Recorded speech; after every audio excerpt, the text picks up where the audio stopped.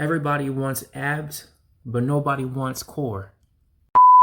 What's up, y'all? It's your boy Wamu. I'm here today because as of late, I have received some requests to get some tips from your boy when it comes to having a great 8-pack, 6-pack, 7-pack, whatever you want to call it. So let's start with some things that people don't want to hear when it comes to having a great midsection. Number one is less about superficiality and more so about functionality. Your core isn't just the abdominal wall. Your core is from your sternum down to your kneecaps, just above your kneecaps.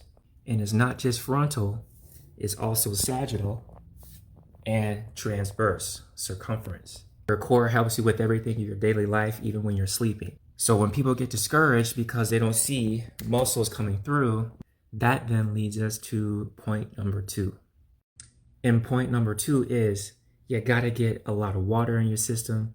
You gotta get a lot of good nutrition and food, sustenance in your system. And most importantly, you gotta get a lot of good rest, okay?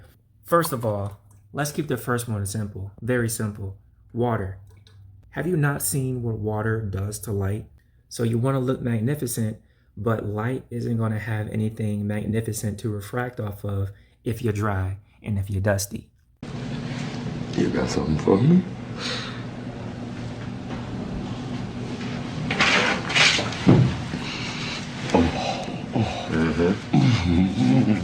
Oh, this is some fine dirt. So drink more water.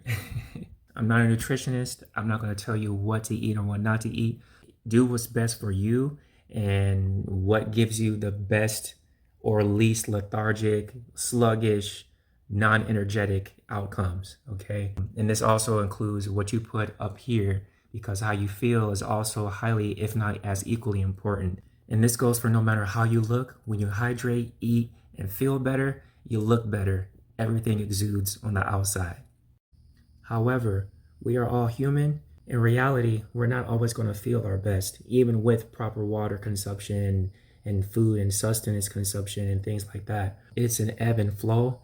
And this is where rest comes in and why it is highly important. We can physically look great. We can be doing all the things right. But if something is heavy on our mind, next thing you know, we're overtraining. Next thing you know, we're not getting proper sleep. You need to rest your mind. You need to rest your body. And you need to learn how to balance the two. So for cellular rejuvenation, muscle building, fat burning, all of that, rest is so important. And the third and final thing that people don't wish to hear when it comes to building a good core is that it's going to take time and consistency. All of your results in either how you look or how you function will be solely and uniquely tailored only to you. You're not going to look like someone else. You can't spot reduce to looking like someone else. And you can't one and done into getting to your goals quicker. Making the time to stay consistent is what creates the third thing, which is discipline. And discipline is what allows you, even on your worst day, to do your best into reaching your goals. And if you experience any discouragement, go back to point number one. It's less about superficiality and more so about functionality. You might not visibly see where you wish to be, but ask yourself, am I getting stronger? Is my breathing getting better? Am I able to hold something longer? Am I getting more reps in? Am I able to do more sets? Sometimes the things that we wish to see show up in different ways.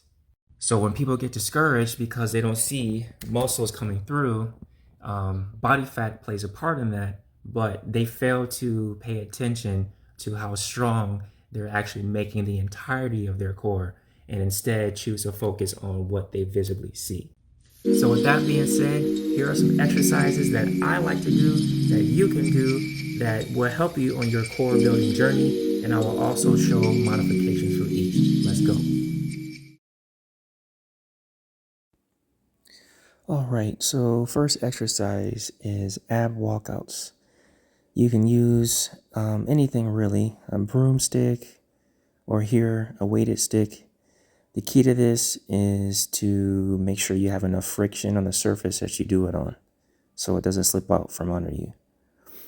Here we have a modified version of that exercise where you can use a wall using your hands. And the key is to tighten your core. You walk down, and then you walk back up. I added what we call a Sphinx plank briefly, and before you transition back to your hands. Next exercise, we have dual ab rollouts. This one is very, very challenging, very technical based. You have to kind of rotate your hands outward as you extend. The next one here is regular ab rollouts and modified ab rollouts. The former is standing to extension, and then the latter is on knees. And then here we have a secondary modified version where you're standing, but then you're walking using your hands. And I added the push-up to assimilate the tightening or the contraction, deep contraction of the core that will be felt using just the ab wheel. Next exercise, we have weighted hanging raises. This first one is, of course, advanced. The key here is to exhale as you contract and controlling the weight. Modified version is leg extension. So full legs all the way up, all the way down.